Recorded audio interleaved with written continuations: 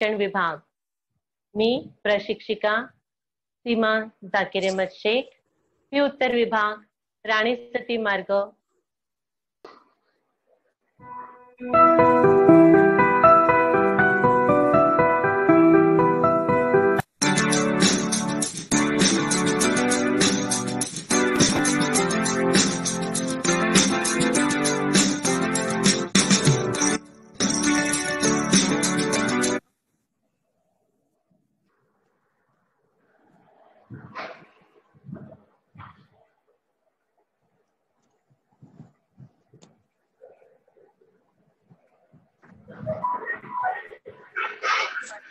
चलिए बच्चों, आप तैयार हो ना? क्या सुविचार मैंने अभी बताया आप लोगों को? जल है तो कल है, और पृथ्वी के सतह पर ये 2/3 जल है, लेकिन उसमें से भी हम लोगों को 0.002 इतना ही ताजा जल हम लोगों को पीने के लिए उपलब्ध है।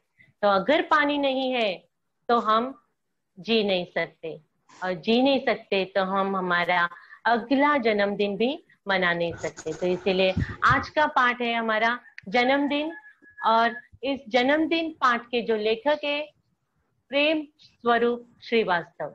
जन्म है उनका 11 मार्च 1929, उत्तर प्रदेश, हरोना, जौनपुर।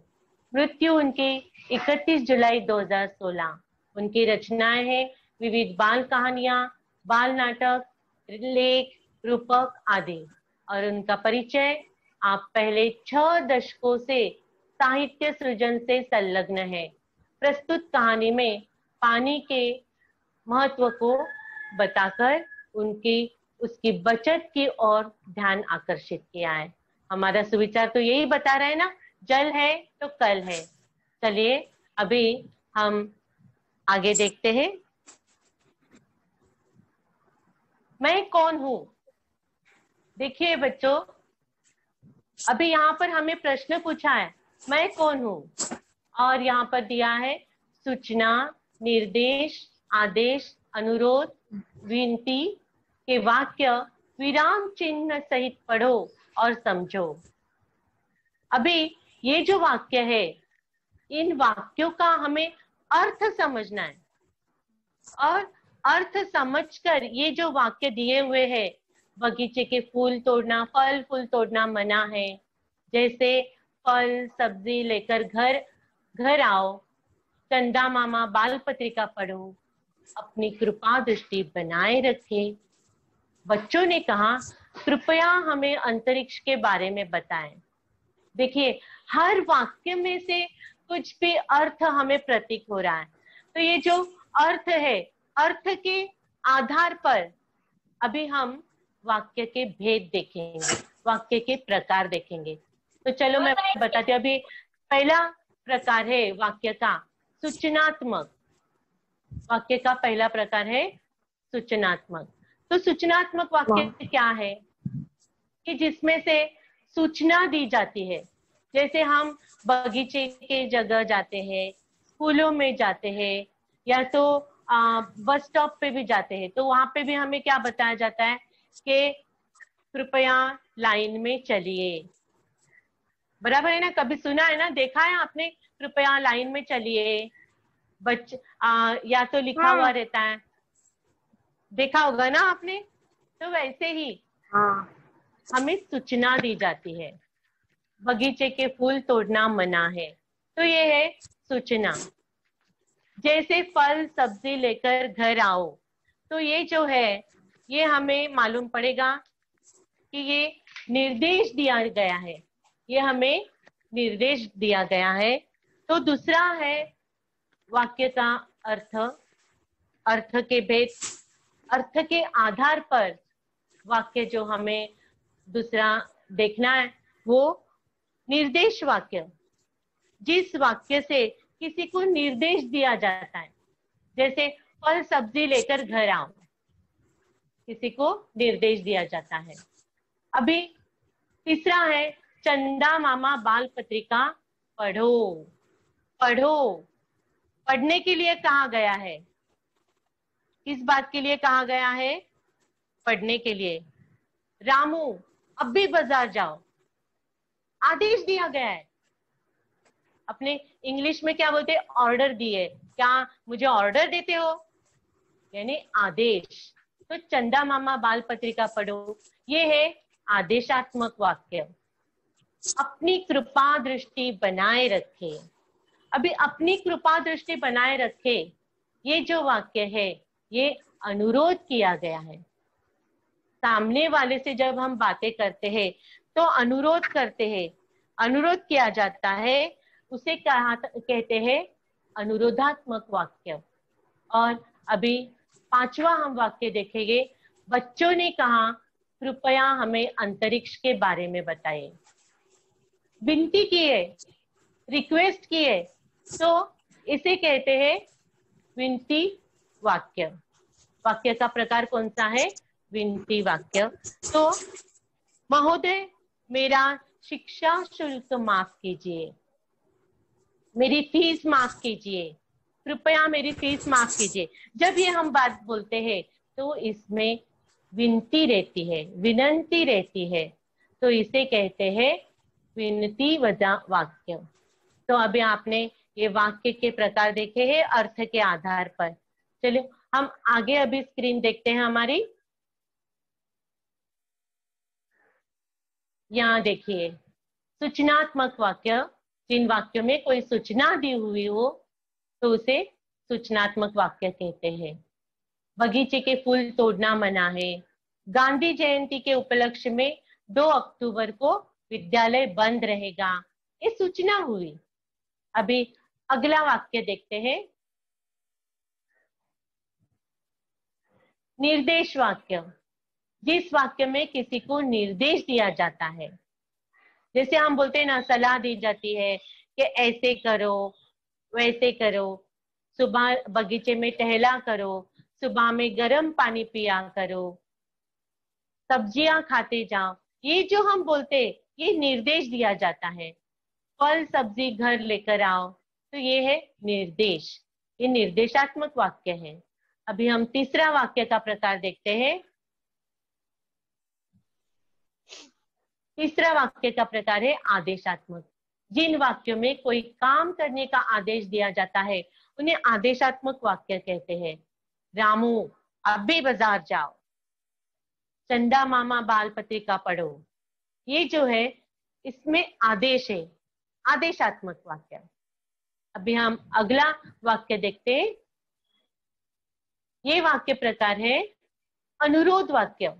जिन वाक्यों में कोई अनुरोध किया जाता है, कैसे अनुरोध किया जाता है? हम बोलते अपनी कृपा दृष्टि बनाए रखे, कृपया मेरे आवेदन पत्र पे ध्यान दे। ये जब हम ऐसे कहते हैं तो उसे कहते हैं अनुरोध वाक्य। अभी हम अगला वाक्य का प्रकार देखते हैं, विनती वाक्य। जिन वाक्यों में किसी से कोई विनती की जाती है उन वाक्यों को विनती भरा वाक्य कहते हैं। महोदय मेरा शिक्षा शुल्क माफ करने की कृपा करें। बच्चों ने कहा कृपया हमें अंतरिक्ष के बारे में बताएं। इसमें विनती की है तो इसे हम कहेंगे विनती वाक्य।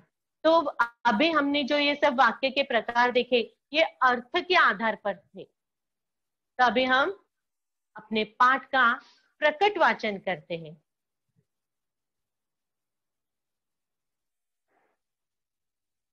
अभी आपके सामने अर्थ के आधार पर वाक्य के प्रकार आ रहे हैं। जब अगली बार ये वीडियो अपलोड होगा तब आपने ये वाक्य के प्रकार ठीक से देखने हैं, पढ़ने हैं, समझने हैं। ठीक है, चलिए अभी हम हमारा जो पाठ है जन्मदिन, उसका हम प्रकट वाचन करेंगे। देखिए यहाँ पर दिया हुआ है, गर्मी पड़ने लगी थी, धीरे धीरे उसके तेवर तीखे हो चले, सूरज आग बरसाने लगा। आपको चित्र में दिख ही रहा होगा कि कैसे सूरज के, हाँ, सूरज के तेवर तीखे हो गए। अभी तेवर तीखे होना यानी गुस्सा आना, गर्मियों के दिन आपको तो पता है बच्चों, गर्मियों में कब रहती है गर्मी? कौन से महीने में गर्मी रहती है? मई महीने में। बराबर है, बराबर है। मई महीने में गर्मी अपने को ज्यादा सताती है। वैसे तो मार्च के बाद यानी होली के बाद गर्मी शुरू हो जाती है। तो ये जो गर्मी धीरे धीरे बढ़ने लगती है और मई महीने में तो पूरे अपने कगार पे रहती है। तो गर्मी पड़ने लगी थी धीरे धीरे, उसके तेवर तीखे होना। तेवर तीखे होना यानी क्या बताया मैंने? गुस्सा आना। तो सूरज को बहुत गुस्सा होता है, यानी वो अपना आग बबूला होता है, बहुत लाल पीला होता है और सूरज आग बरसाने लगा। सूरज क्या करने लगा? आग बरसाने लगा। चलिए अभी हम अगला ये देखते हैं। देखो, मगर इन सबसे बेखबर बबलू अपने में ही मस्त था। देखो, बबलू अपने कहानी का जो पात्र है, अपने पाठ का जो पात्र है बबलू, तो ये बबलू अपने अपने आप में व्यस्त था। वो सब बातों से अनजान था, बेखबर था यानी अनजान था। इसे बाथरूम में घुसे आधा घंटा हो चुका था। शावर के नीचे उसकी धमा चौकड़ी मच गई थी, यानी इतना धूम मचा रहा था। शावर चालू किया था, यानी पानी के इसमें ऐसे नहा रहा था और कितना उसको आधा घंटा हो चुका था। कभी तो वह शावर के साथ नल की टोटी भी खोल देता था। पता है ना, नीचे से नल भी चालू करने का और ऊपर से शावर भी चालू, दोनों पानी पूरी तरीके से चालू। आप चित्र में देख रहे हो ना, दिख रहा है ना बबलू कैसे नहा रहा है? हाँ। आप भी ऐसे ही नहाते हो ना? आप भी ऐसे ही नहाते हो ना? ऐसे ही नहाते हो ना? हाँ या ना? नहीं नहीं, नहीं तो अच्छी बात है, नहीं तो अच्छी बात है। पानी हमें ज्यादा, जरूरत से ज्यादा इस्तेमाल नहीं करना चाहिए। जरूरत के हिसाब से हम उसे इस्तेमाल करें तो अच्छी बात है। तो अभी बबलू को आप देख ही रहे हो, कहीं आप उसमें अपने बबलू में आपको तो नहीं देख रहे हो ना? चलिए अभी हम अगला चित्र देखते हैं। देखो, इस चित्र में कौन दिख रहा है? बबलू की माँ दिख रही है ना? हाँ, और बाजू के चित्र में बबलू दिख रहा है। बबलू के माँ ने हाथ में क्या लिया है? क्या लिया है? बेलन। बेलन, बेलन, बराबर। बेलन यानी आप जानते हो वो चौकी बेलन रहती है ना, जिससे रोटियां बनाते हैं। तो वो बेलन लेकर आई हुई है। अंत में माँ को चिल्लाना पड़ा, बबलू क्यों इस तरह पानी बर्बाद कर रहे हो? माँ, मैं ऐसा कुछ भी नहीं कर रहा हूँ, मैं तो बस नहा रहा हूँ। इस गर्मी में तो मेरा मन तो करता है कि घंटों नहाता रहूं। बबलू बोला। देखो बच्चों, बबलू क्या बोला? यानी झूठ बोला कि मैं तो कुछ भी नहीं कर रहा हूँ, मैं तो खाली नहा रहा हूँ। और गर्मी में तो मन तो करता है ना घंटों नहाना। आधा घंटा हो चुका था, बाथरूम में से बाहर ही नहीं आ रहा था वो। तो माँ तो बेलन लेगी ना, बराबर है ना बच्चों? हाँ या ना? हाँ। चलिए अभी हम अगला चित्र देखते हैं। अगले चित्र की तरफ जाते हैं हम। देखो, बबलू की इस आदत से उसके माता पिता दोनों परेशान थे। कौन परेशान थे बबलू की इस आदत से? माता पिता। माता पिता परेशान थे। माता पिता। वह मंजन करते समय देर तक पानी बहाता रहता। पता है ना, आप लोग भी क्या करते हो? दांत घिसने उधर खड़े रहते हो बेसिन के पास, और क्या करते हो? नल क्या रहता है आपका? खुला रहता है ना? चालू रहता है। हाँ, और मंजन करते समय देर तक पानी बहाता रहता। स्कूल में भी उसे अपनी इस आदत के कारण डांट खानी पड़ती थी। डांटते थे उसको सभी। वहां के नल की टोटी भी अक्सर खुली छोड़ देता। देखो आप लोग भी बच्चों ऐसे ही करते हो, स्कूल में भी आप जाते हो, बाथरूम में जाते हो, टॉयलेट में जाते हो, नल चालू रहता है, फिर हम लोगों को बोलना पड़ता है बच्चों पानी ज्यादा बहाओ मत, क्योंकि क्या होता है पानी अगर बहते गया ऊपर की टाकी खत्म होती है ना, हाँ फिर स्कूल का हाँ पानी उसमें पानी ही नहीं मिलता। तो बच्चों ऐसा नहीं करना है। अब जो भी हम नल की टोटी खुली रखते हैं उसे खुली रखना है क्या? नहीं नहीं खुली रखनी है। चलो हम अभी अगला चित्र देखते हैं। एक पानी की बात नहीं थी, बिजली के साथ भी यही होता है। वह कमरे में जब हो तब भी पंखा खुला रहता है, तभी कूलर बंद करना भूल जाता है। जब भी वो कमरे से बाहर आता है, कौन कौन? बबलू बबलू बबलू। बबलू बराबर है। बबलू कमरे में से बाहर भी आया तो भी पंखा चालू, कूलर चालू, और पढ़ते पढ़ते सो जाता था, तब भी बल्ब जलता रहता, माँ को ही बुझाना पड़ता। हमारे घर में भी हम ऐसे ही करते, पढ़ते पढ़ते हम सो जाते हैं, बल्ब चालू पंखा चालू, पंखा तो ठीक है पंखा हम लोगों की जरूरत है उस वक्त, लेकिन बल्ब भी चालू रहता है। तो बाजू के चित्र में देखो मैंने क्या बताया है, क्या लिखा हुआ है? बबलू की इस आदत से नहीं, बाजू के चित्र में मैंने पूछा, बाजू के चित्र में क्या लिखा हुआ है? आप स्क्रीन पे देख रहे हो ना? Turn it of of turn turn it of. Turn हाँ, इट ऑफ यानी जो भी हम बिजली चालू करते, यानी पंखा चालू करते, बल्ब चालू करते, कूलर चालू करते, जब हम कमरे में से हम बाहर आते हैं तब हमने क्या करना है? बटन बंद करने हैं। करना चाहिए। हाँ, बहुत अच्छे। चलो अभी हम अगला चित्र देखते हैं। पानी हो या बिजली, यानी कि ऊर्जा, बिजली यानी ये जो है सब ऊर्जा, दोनों का भंडार सीमित है। भंडार यानी खजाना। बच्चों अभी हमने विज्ञान के इसमें भी पहला जो पाठ पढ़ा हुआ है नेचुरल रिसोर्सेस, है ना? पढ़ा ना आप लोगों ने? नैसर्गिक संसाधन, इसमें वाटर, लैंड, ये जो सब है यानी नैसर्गिक संसाधन जो है, ये जो है अभी पानी है, मिट्टी है, ये सब संसाधन बहुत ही सीमित है।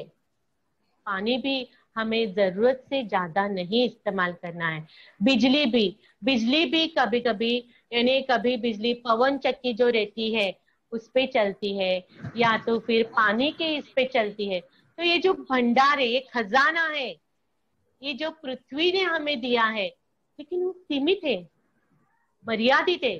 सीमित है यानी मर्यादित है। तो इसे हमें योग्य तरीके से हमें इस्तेमाल करना है। दुनिया के सभी लोग ऐसा करने लगे तो क्या होगा?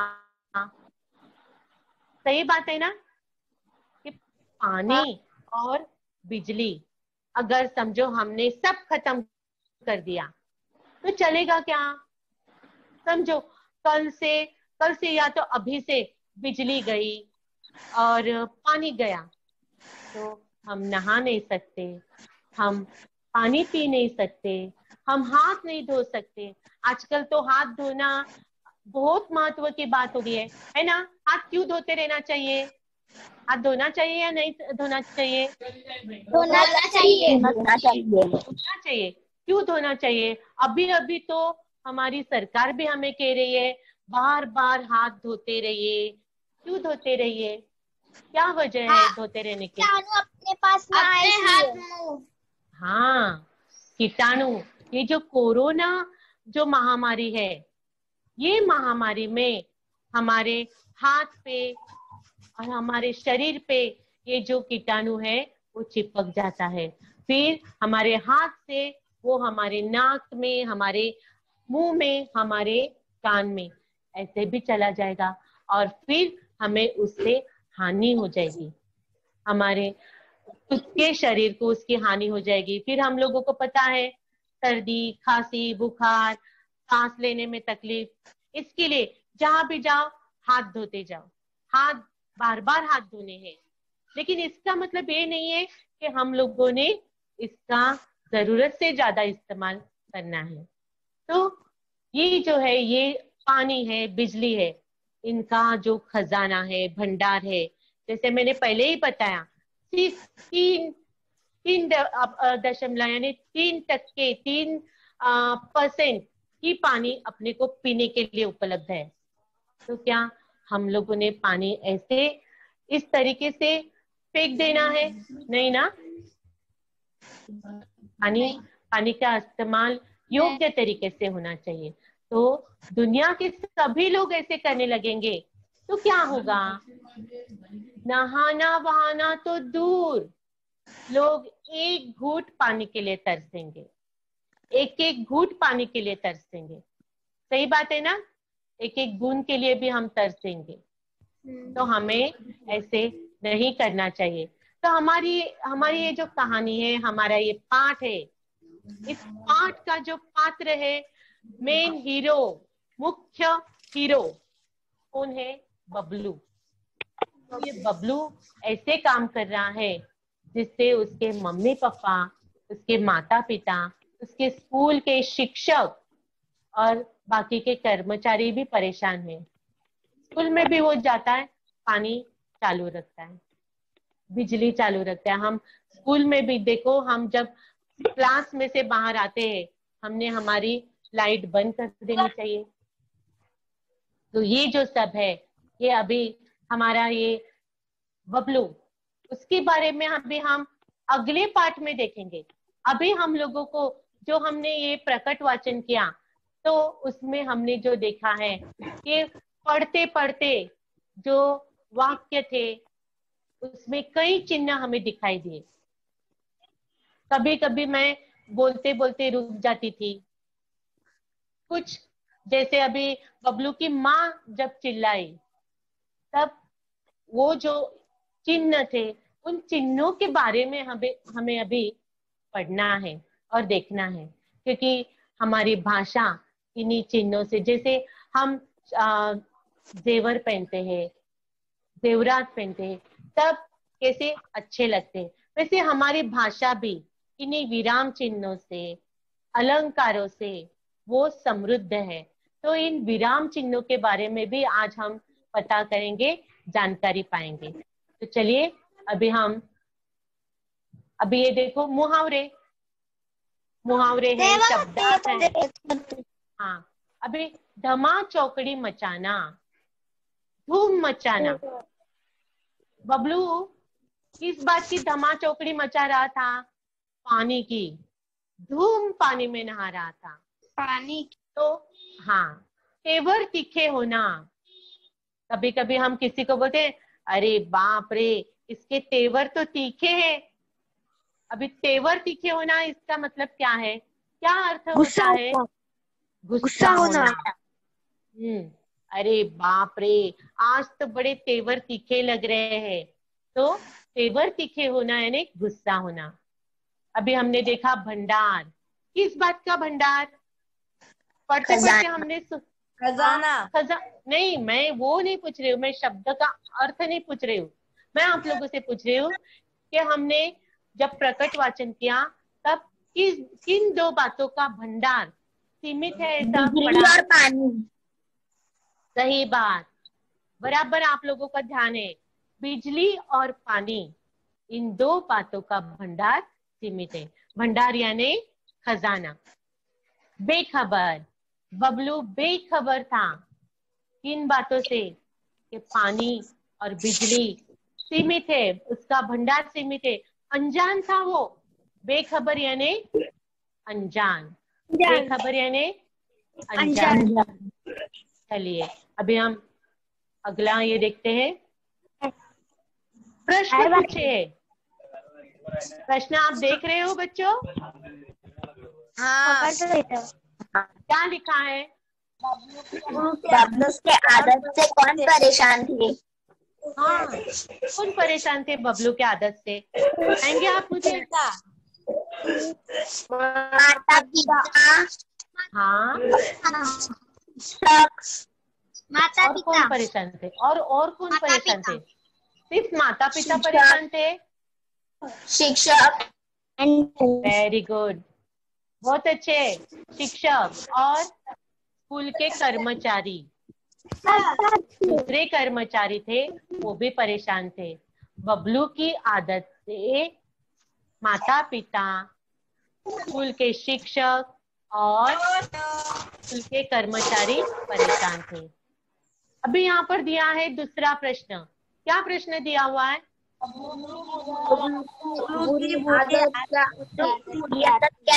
हाँ, बबलू की बुरी आदत क्या थी? क्या थी बबलू की बुरी आदत? नल चालू करने की। हाँ, और नल चालू करके ब्रश करता था। हाँ, नहाता था और नहाने को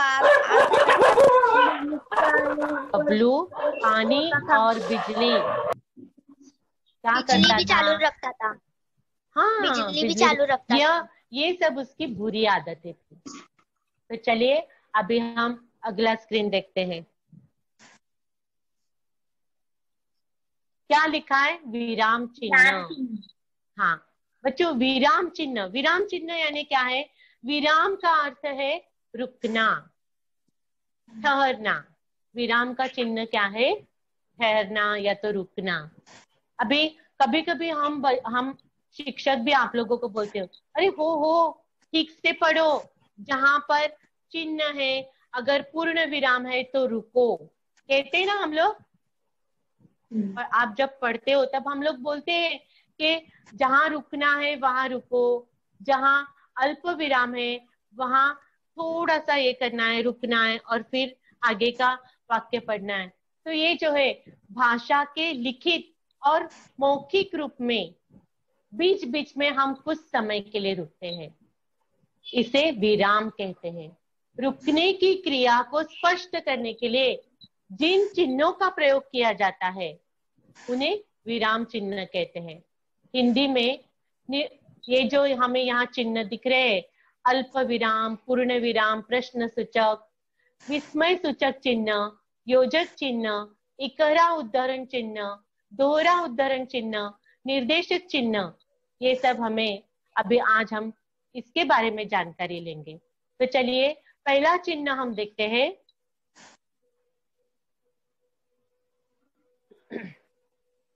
क्या है पहला चिन्ह? अल्प विराम। अल्प विराम। हाँ, तो अभी देखो, हाँ अभी मैं पढ़ के बताती हूँ।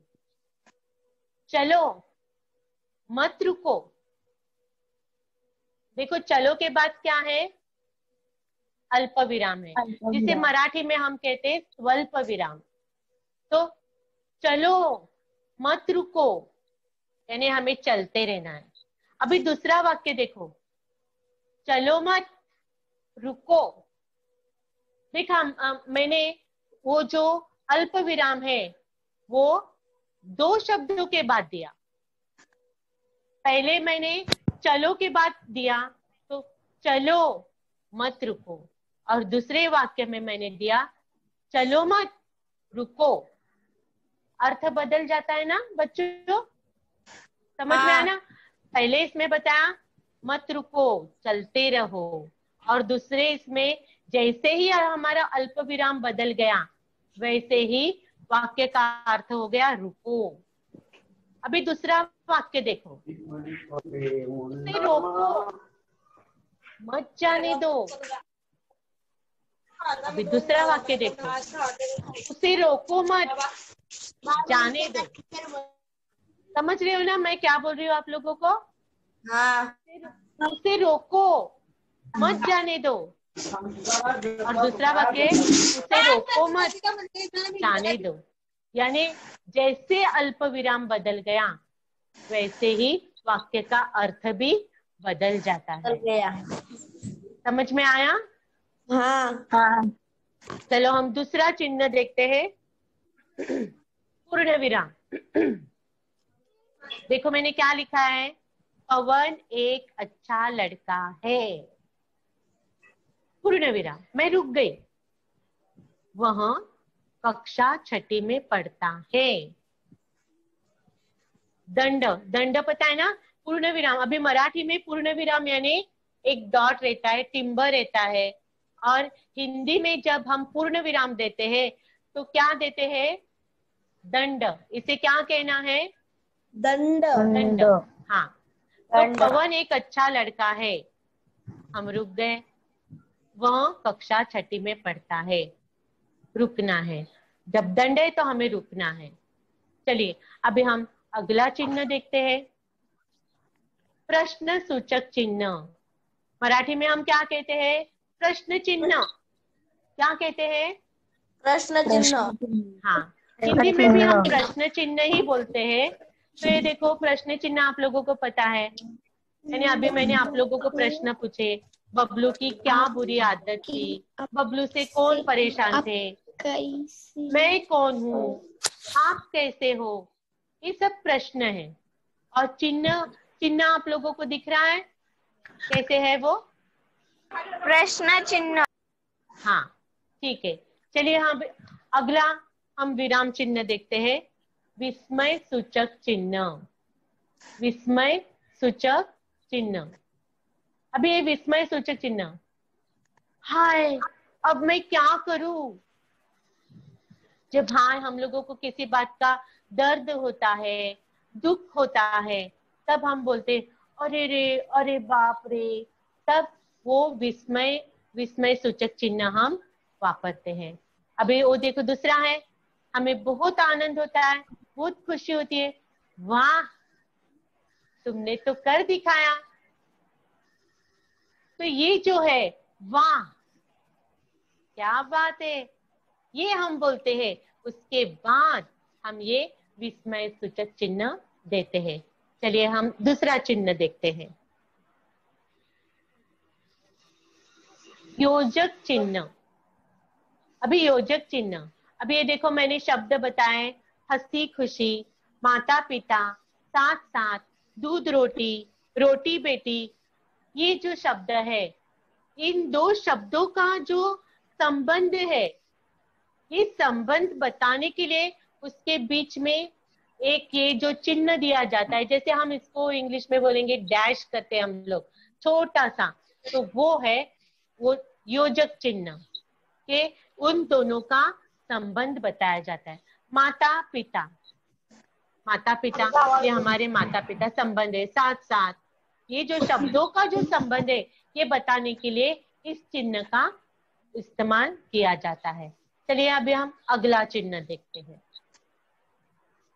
कौन सा चिन्ह है, इकहरा उद्धरण उद्धरण चिन्ह, जिसको हम अभी उद्धरण चिन्ह कहते, या तो हम उसे कहते हैं अवतरण चिन्ह। मराठी में अवतरण चिन्ह भी कहते हैं और हिंदी में भी अवतरण चिन्ह कहते हैं। देखो अभी यहाँ पर ये जो लिखा हुआ है, गुरुदेव रविंद्रनाथ की सबसे प्रसिद्ध पुस्तक गीतांजलि है।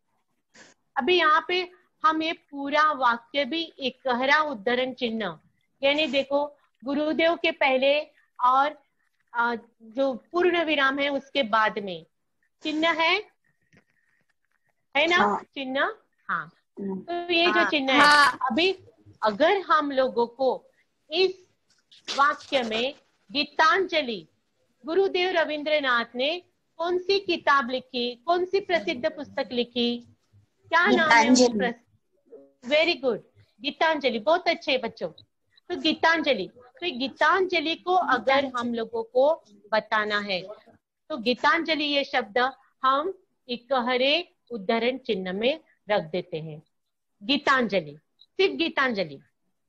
तो ये शब्द हम उसको हाईलाइट करते हैं, यानी उस हाईलाइट यानी क्या, उसको हम इकहरे उद्धरण चिन्ह में रख देंगे। तो हमको यही बताना है कि गुरुदेव रविंद्रनाथ ने अपनी किताब गीतांजलि लिखी हुई है। चलिए हम अगला चिन्ह देखते हैं, अभी अगला चिन्ह है दोहरा उद्धरण चिन्ह। अभी दोहरा उद्धरण चिन्ह यानी दोहरा अवतरण चिन्ह तो कोई भी है, हम लोग हमारा वाक्य जैसे कि वैसे जब हम बोलते हैं दूसरों के सामने, तभी यहाँ देखो बबलू बोला, क्या बोला बबलू?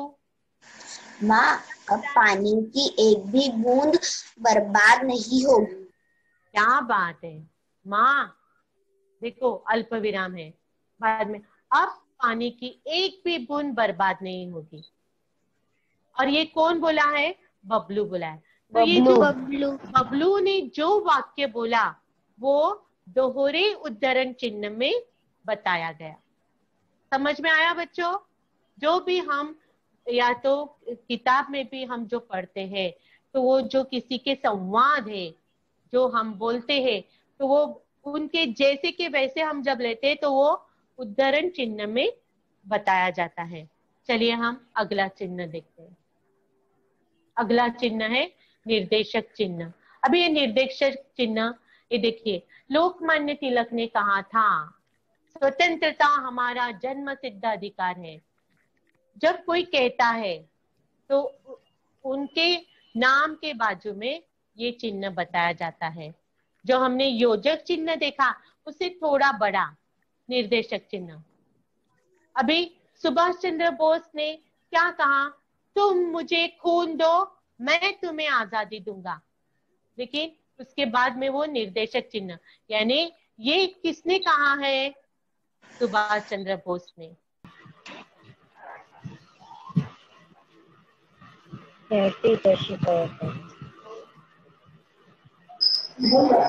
चलिए, यदि टोटी बोलने लगी तो देखो अभी